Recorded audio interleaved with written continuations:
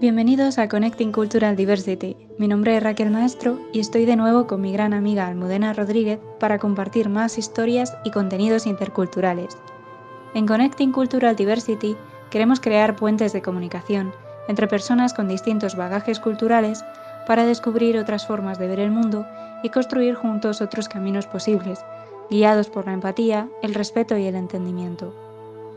Si has escuchado nuestros podcasts anteriores, sabrás que Almu es una mujer súper valiente, que guiada por su profesión como cooperante, se encuentra en Irak ahora mismo.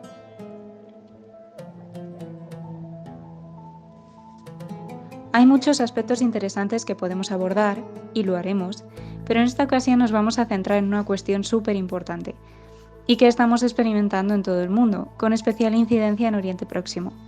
Vamos a hablar de Mosul y de su historia cultural, partiendo de la destrucción identitaria y del genocidio cultural que ha experimentado a raíz de la eliminación del patrimonio cultural en la ciudad. Hola, Almu. Hola, ¿qué tal? Muy bien, aquí deseando que nos cuentes más cosas. ¿Tú qué tal? Pues bien, contento de estar una vez más contigo en este espacio. Por supuesto, las veces que quieras. Vamos a hablar de Mosul. ¿Qué conocías de Mosul antes de llegar allí? Pues a ver, yo creo que los primeros recuerdos que me vienen, quiero pensar que los primeros recuerdos vienen antes de las barbaridades que se cometieron entre 2014 y 2017 con la irrupción del Estado Islámico. Quiero recordar, y entonces me viene a la mente pues una de las ciudades más importantes de Irak, una de las ciudades más antiguas del mundo, enclavada básicamente en la antigua Mesopotamia y pues donde ocurrieron hechos súper históricos en la cristiandad y en muchos más hitos. Pero es verdad que pues a raíz de, pues eso, de la irrupción del Estado Islámico, sí que es verdad que yo creo que se dio una difusión mayor al nombre de esta ciudad, y por eso yo creo que mucha más gente lo recordará como pues la denominada capital del califato durante 2014-2017 con el Estado Islámico. ¿Y esta idea, qué percepciones tenías tú de la ciudad? ¿Tenías esta idea que todavía tenemos muchos de Irak, Mosul, como un campo de batalla, como una guerra? ¿Tenías A tú esa ver, percepción? yo cuando me salió la oportunidad de venirme a Irak, es verdad que yo sabía que mi organización tenía una base, una de las bases está en Mosul, y yo sabía que obviamente que no. O sea, que sí que las cosas pueden estar algo tensas en ciertos puntos y hay que tener precaución y eso, pero yo sabía que obviamente no me iban a llevar ahí y no me iba a poner un chaleco antibalas para ir a la ciudad. Entonces, más o menos yo estaba tranquila. Es verdad que alrededor lo que yo percibo, y esto lo hemos comentado anteriormente, cuando yo me voy, en general, cuando yo digo Irak, la gente se piensa que esto es, pues, es un campo de minas, Sí. de balas aquí pululando por encima de mi cabeza, y misiles y bombas. Pero la realidad es bastante diferente. ¿Y tú qué pensabas que te ibas a encontrar? Me esperaba más o menos lo que he visto, y es que la ciudad está bastante destruida, que independientemente de que en 2017 finalmente se terminase con el Estado Islámico y, y la gente volviese más a una normalidad, eh, sí que la ciudad está bastante en ruinas. ¿Mm? ¿Y la primera vez que fuiste allí, cuál fue tu primera impresión? Bueno, la primera ¿Qué vez que fui sentiste? yo, a ver, es verdad que yo he tenido muchísima suerte porque yo tengo un puesto basado en Erbil, que es la capital del Kurdistán, y Mosul Ujú. está en la parte federal Irak. Entonces, para entrar al federal Irak necesitas una visa, o sea, una visa que te permite ir a Mosul, te permite ir a Bagdad, a otras zonas, pero del federal Irak. Y luego aparte necesitas como un access letter que se consigue pues Por tu con trabajo. el... Sí, sí, por mi trabajo básicamente. Ajá. Entonces yo he tenido bastante suerte porque es verdad que hay gente que no ha llegado a ir de mi organización y eso que debería estar basada en Mosul y tal. Y a ver, yo iba como súper emocionada porque era una gran oportunidad para mí de no solo de ver con mis propios ojos esta ciudad, sino también pues eso, de poder trabajar directamente con la base, con mis colegas de departamento y tal. Ujú. Y es verdad que es bastante impactante. Me viene a la cabeza, entrando a la ciudad, ya te empiezas a encontrar edificios destruidos, impactos de balas, en la mayoría de casas hay impactos de balas. Sí. Y me impacta también porque al entrar a la ciudad hay como unas montañitas verdes, súper Ujú. pequeñitas, y están llenas de... Es como un cementerio abierto. Entonces, de repente, o sea, tú vas entrando después de, creo que de pasar el checkpoint para entrar a la propia ciudad, y te encuentras a mano derecha, te encuentras esto y es bastante impactante. O sea, ves como todas las tumbas y tal, pues eso, como te digo, que son hacen como un poco montañas y tal, y es enorme, o sea, súper extenso. Y luego ya sentirte que estás ahí, que estás como en la cuna de la civilización, eh, y que ha vivido pues tanto esplendor en el pasado y tanta angustia y dolor y muerte en el presente más, bueno, en el pasado más cercano, es bastante, a mí me parece como un poco sobrecogedor.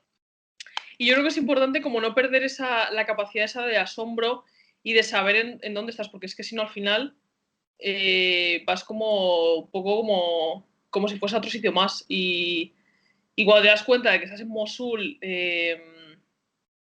y todo eso es bastante impactante. Sí, ¿no? La historia que hay. Sí, sí, sí, sí, sí. Y la gente, supongo que no sé si has tenido la oportunidad de hablar con gente de allí, pero la gente que lo ha vivido, que ha vivido todo esto, toda la evolución, los hechos que cuentas de más recientes, esta destrucción, ¿qué cuentan sobre su historia, sobre el patrimonio, cómo lo viven, todos estos cambios? Bueno, la gente es verdad que también conmueve mucho, sobre todo porque hay que hacer también una distinción. En Mosul está la parte este y la parte oeste. La parte este fue la menos destruida durante la guerra, durante este periodo. Ujú. Aún así te ves cosas y ves de repente que ves una tiendecita pequeña con pues gente vendiendo y intentando hacer su vida, y de repente encima te ves que la parte otra del edificio está destruida y solo queda en pie la tiendecita pues tendrá una familia o tal para poder subsistir. Y hay mucha vida en las calles, es verdad, y la gente yo creo que al final intenta sobrevivir y seguir su vida a pesar de todo. Es verdad que yo, hablando con la gente, sí que me cuentan, sobre todo con la llegada del Estado Islámico, que había mucho control por ejemplo, sobre todo durante el día, a nivel de internet y tal. Entonces lo que hacía mucha gente era se encerraba en su casa, la parte este, porque la oeste es sin duda la más... Más atacada, más Sí, sí, sí, perjudicada, sí, sí.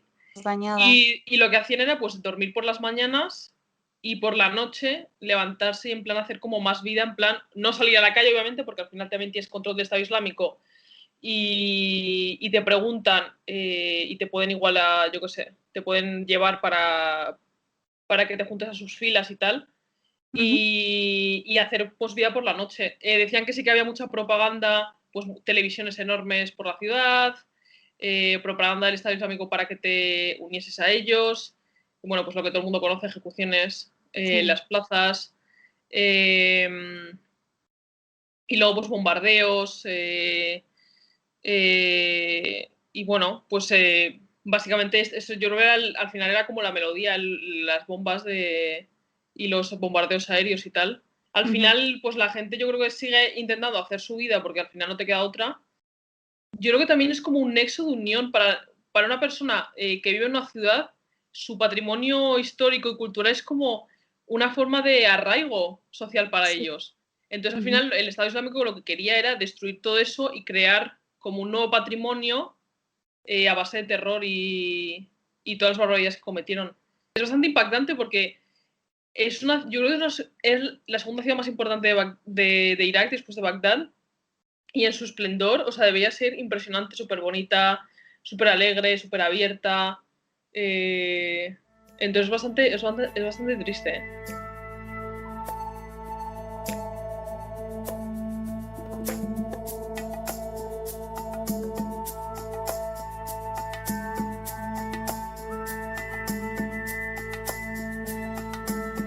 Sí, es lo que tú dices, que al final acabando con esto, destruyendo todos estos símbolos representativos, ¿no? De la cultura de un pueblo, de una civilización, los puentes que dices, la mezquita, la iglesia, los edificios más representativos, los libros, como que a lo largo de la historia Sí, siempre se sí. para acabar de raíz con la identidad del pueblo y con su historia cultural. Y ellos cuentan algo de esto, o sea, cómo perciben el hecho de que se haya destruido gran parte de su historia y de su cultura. Ellos sienten ese arraigo con las mezquitas o con, no sé si has tenido la oportunidad de que te cuenten algo de esto. A ver, ¿Cómo? directamente yo no he hablado del patrimonio como tal. Es Ujú. verdad que sí, por ejemplo, leyendo y tal, en Mosul hay una biblioteca súper antigua, que es la Biblioteca de Mosul. Sí, Bueno, no es que sea súper antigua, pero guardaba reliquias súper antiguas. Por ejemplo, conservaba un Corán del siglo, a ver, del siglo octavo. Y lo que pasó cuando se destruyó esta biblioteca, parece ser que hubo como una red de estudiantes que se pusieron de acuerdo para intentar salvar libros y mm, salvaron como, creo que como 30.000 libros de esta biblioteca. Obviamente, a ver, no he hablado particularmente de este asunto con ningún local, ujú. pero o sea, por vivencia propia, si yo de repente, yo que soy de Madrid, me destruyen, yo que sé, la Almudena, cosas de estas, pues al final te quedas como un poco vacío, como diciendo, sí, o sea, tengo un lugar al que volver, pero está como un poco desnudo, como si lo hubiesen violado bastante. Eh, y luego, pues eso también en Mosul es una cosa que al final hay muchos desplazados internos por esta zona y hay gente que no tiene a dónde volver, porque es que no, básicamente lo han destruido todo. Entonces es que empezar desde cero. Ujú. Entonces yo creo que es un sentimiento como de impotencia, porque no solo es el Estado Islámico, yo creo que también son, pues eso, muchos factores y muchos otros eh, colonizadores, entre comillas, por así decirlo, que han pasado por Irak y básicamente no han promovido, pero no Arrasado. han, sí, han estado de brazos cruzados ante ciertas barbaridades que se han cometido. Sí, yo te iba a preguntar porque aquí una de las, yo creo que de las ideas así más generales que tenemos, a mí me pasa mucho hablando con gente sobre Irak y claro, las noticias que nos llegan es, pues han destruido otro edificio o han muerto no sé cuántas personas, son todo como desgracias, todas las imágenes que vemos es lo que tú dices, de todos los restos, ¿no? La ciudad destruida totalmente. Entonces, algo que piensa mucha gente aquí es, pero ¿cómo viven? ¿Hay vida allí? ¿En qué situación se encuentran ahora mismo? ¿Qué tipo de vida llevan? Si hay derechos de algún tipo, si hay seguridad, si hay educación, si trabajan de algo, qué tipo de vida social llevan. Esto, has Sí. comentado un poco lo de la tienda, pero no sé si esto es general, o sea, ¿cómo es su vida allí? ¿Los niños tienen educación o hay sanidad o cómo es la seguridad? Sí, sí, sí, hay sanidad, hay hospitales. Bueno, la sanidad es bastante, entre comillas, otro día lo hablaba con unos compañeros de trabajo y me decían que muchos medicamentos los tienen que pedir de fuera, de Europa, de otros países, porque la calidad de los medicamentos en Irak igual no es muy buena o no están todos los medicamentos, entonces para gente muy enferma que necesita ciertas especificidades para medicamentos, pues eso, lo tienen que pedir de fuera, es muy caro. Entonces sí que hay hospitales, pero bueno. Sí. Es verdad que yo he visto a muchos niños durante el día sin colegio. También puede ser, yo creo, también por el tema del COVID, Ujú. pero sí, yo creo que hay muchos niños ahora mismo que no están yendo a la escuela. Ha mejorado la situación con respecto, y yo creo que va mejorando un poco. Pero sí, la gente al final, pues, ¿de qué vive? Pues veo, pues eso, muchas tiendecitas de gente vendiendo comida, pues puestos ambulantes. Y luego mucha gente, pues eso, que yo creo que se ha ido también a la parte del Kurdistán para tener más oportunidades, pues eso, por el tema de educación y tal. Y luego mucha gente pues que se ha ido directamente del país. Es verdad que la gente sí que ha hecho cosas, por ejemplo, ha habido iniciativas un poco para dar visibilidad a esto de la destrucción del patrimonio y por ejemplo, se crearon como conciertos con instrumentos típicos de ahí, que es uno, por ejemplo, es el laúd, que Ujú. igual es parecido, yo creo que es igual al laúd, que es lo que conocemos en España. Sí. Y estos conciertos estaban organizados como pues en sitios históricos destruidos, sobre escombros. Y luego también estaba viendo que National Geographic estaba compartiendo como un link, iniciativa de Google Arts and Culture que Mm. se llama The Art and Soul of Mosul, que básicamente es como te da como una vista guiada por la ciudad de cómo está ahora y también te hace como una recomposición y una reconstrucción pues de las partes más destruidas de cómo era antiguamente.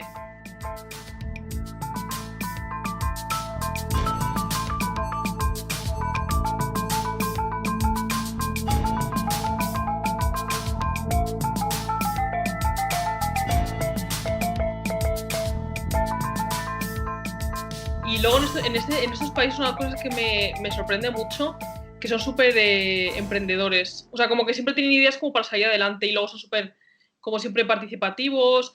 Y es una cosa que me sorprende porque hace poco, bueno, hace como un mes, tuvimos un workshop organizado por el Departamento de Logística y todos los locales súper participativos. Y es una cosa que me sorprende porque en Europa, si tú das una conferencia o un taller, a no ser que la gente realmente haya decidido ir ahí, pero si es en plan algo de que más o menos, entre comillas, te obligan a ir ahí, la Ujú. gente no pregunta nada, la gente está como Sí. súper pasota, está súper que quiere terminar ya. Y la gente estaba súper abierta a cosas nuevas, siempre están, pues eso, intentando mejorar.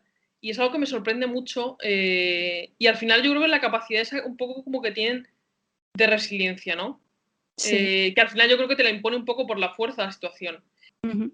Yo creo que esto que comentas de que están más participativos, ¿no? Que colaboran más, que a lo mejor aquí no reaccionaríamos de esa forma, aquí en España, igual tiene que ver también con sus vivencias, ¿no? A lo mejor el hecho de que les estén dando oportunidades y de que alguien se esté preocupando por ayudarles a mejorar sus condiciones o ayudarles a seguir desarrollando nuevas habilidades o a salir adelante, básicamente.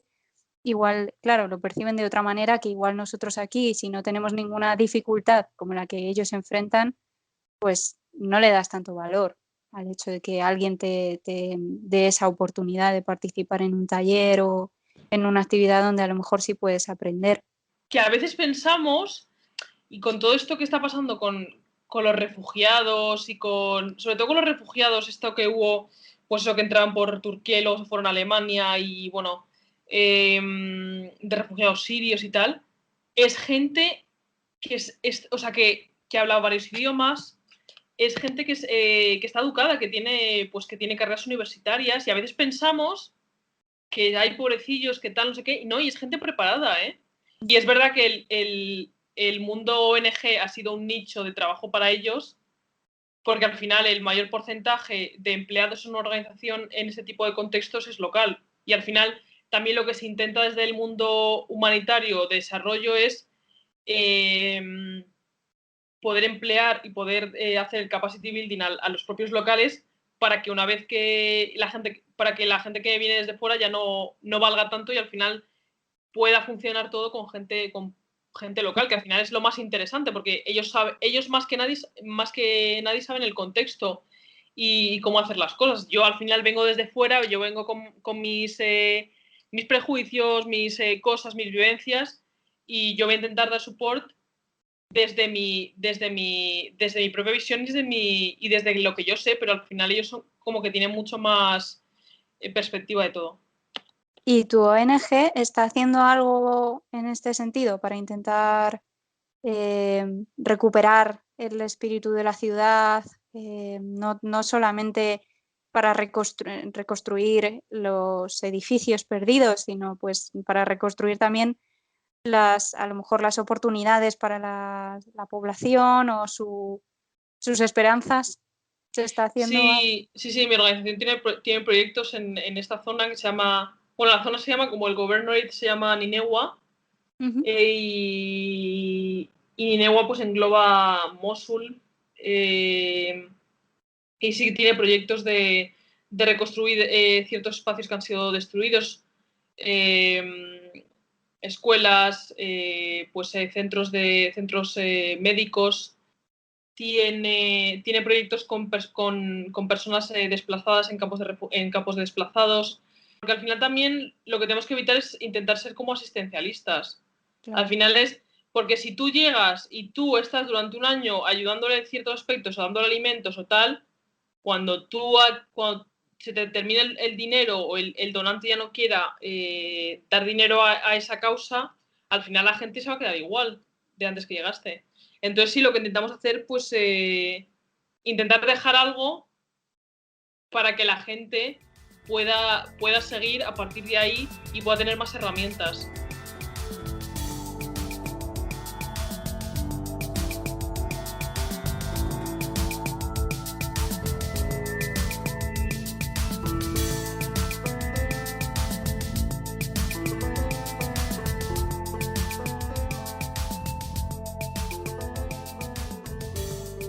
Y, por ejemplo, lo del tema de los niños que cuentas, que seguro que sí que el COVID está afectando, pero a mí me hacía pensar, por ejemplo, en la situación que se vive en la India, que al final las familias con menos recursos, sobre todo de la casta de los Dalit, como no tienen los recursos, pues aunque no haya COVID, pues los niños tienen que aportar a la familia, entonces no los escolarizan, no van al colegio para poder trabajar o para poder sacar algo de dinero.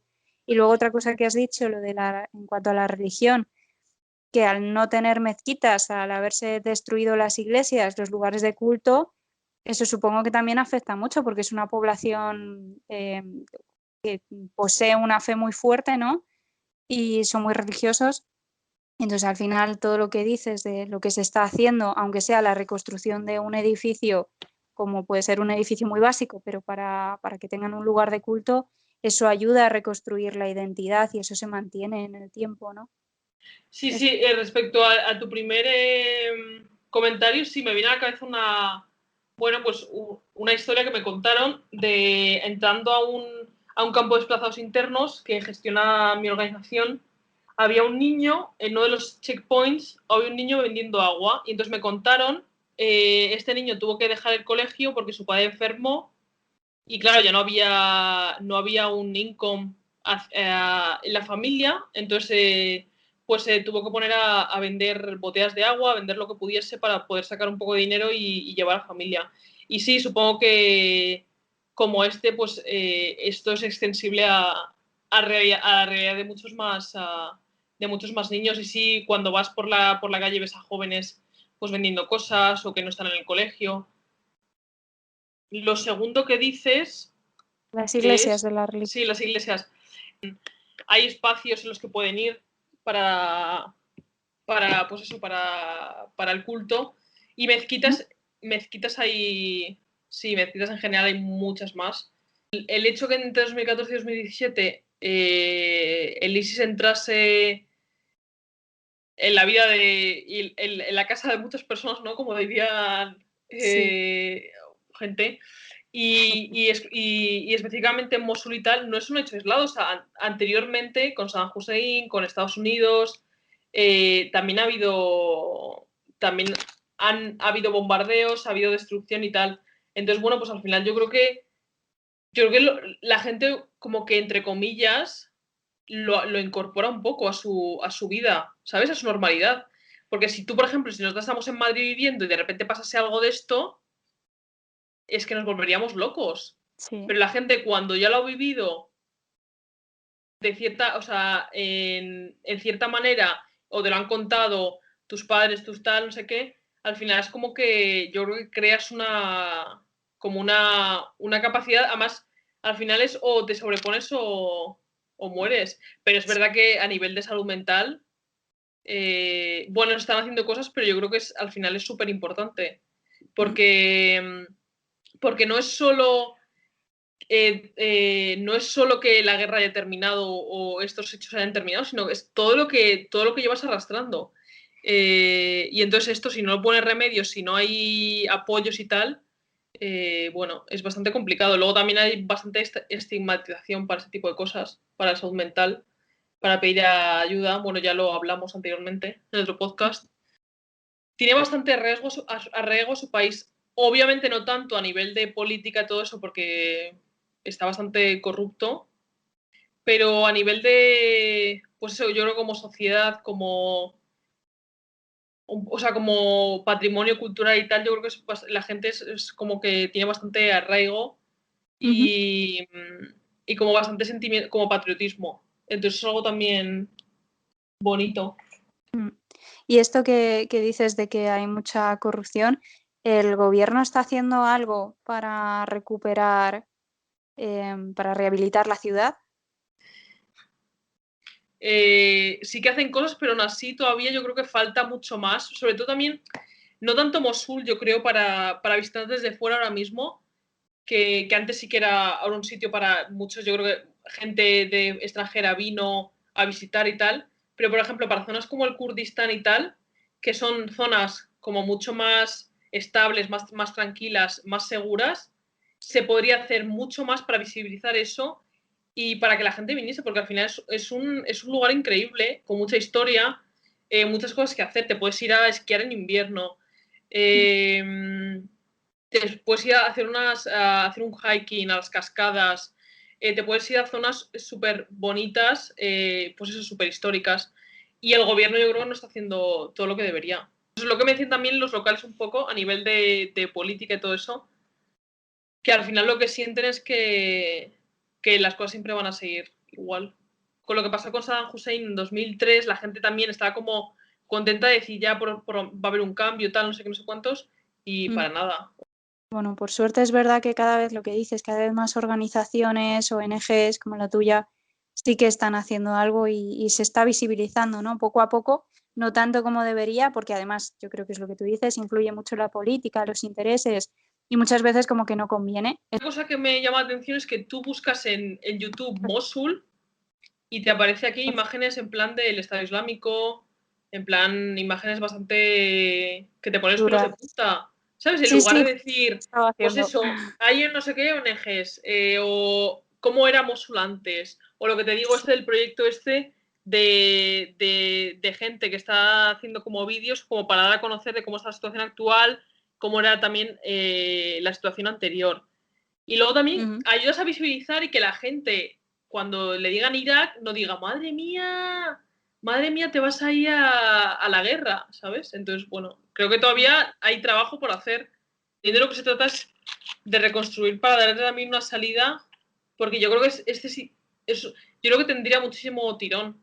Turismo religioso, turismo pues eso, de escalada, que es súper bonito, la comida es increíble, está súper buena, la música, pues eso, con los instrumentos típicos súper bonita, súper relajante, la gente es súper amable. Recalcar obviamente que esto es mi opinión, yo aquí no soy experta de nada, Y entonces yo cuento la historia que yo vivo y la historia que también escucho de otras personas que me cuentan. Y que eso, que al final esto es como una vivencia también bastante personal. Es verdad que hay pues eso, hechos históricos que son hechos históricos que están ahí, pero al final también son mis ojos los que han ido ahí, los que ven y los que transmiten un mensaje en base a cómo yo soy y a cómo yo siento las cosas. Entonces, bueno, ya está. Sí, exacto. Y es lo bonito también, ¿no? Transmitir esta historia, transmitir esta experiencia a raíz de tus propias vivencias, ¿no? Y de todo el recorrido que tú has hecho, también en comparación con otros países en los que has estado, con cómo te has criado, con tu manera de socializar, de ser. Entonces yo pienso que es muy bonito también contar con eso, que todo aporta, o sea, no va a sesgar nada, porque al final estás allí, o sea, vas a conocerlo, lo conoces mucho mejor de lo que lo puedo conocer yo o otra persona en España, en cualquier otra parte del mundo que no ha estado, no ha convivido con estas personas. Sí, Es totalmente válida y te agradezco un montón que lo compartas con nosotros. No, joder, gracias a ti una vez más, de verdad, por darme tiempo en este espacio y la verdad es que me gusta porque es como que es un poco, o sea, como terapia, porque yo cuento mis cosas y es por fin alguien que me escucha sin estar saltando cada 2 segundos o cambiándome de tema para hablarme de sí mismo. Entonces creo que eso también es bonito, así que muchas gracias. No, gracias a ti, yo encantada, todo lo que quieras, vamos, cuando quieras. Además que muy pronto seguimos con más contenidos. Y hay que desvelar, pues nada, que en agosto nos vamos aquí, la compi y yo, a México 2 semanas. Estaremos viajando sobre todo por Quintana Roo, por Yucatán. Y pues yo creo que será interesante, porque a nivel cultural y patrimonio y diversidad vamos a estar, a tope de información. Así que súper guay. Sí, por supuesto, porque no va a ser todo playa. Va a haber muchas ruinas mayas y mucha cultura, mucha gastronomía, así que... Mucho picante. Mucho picante, sí.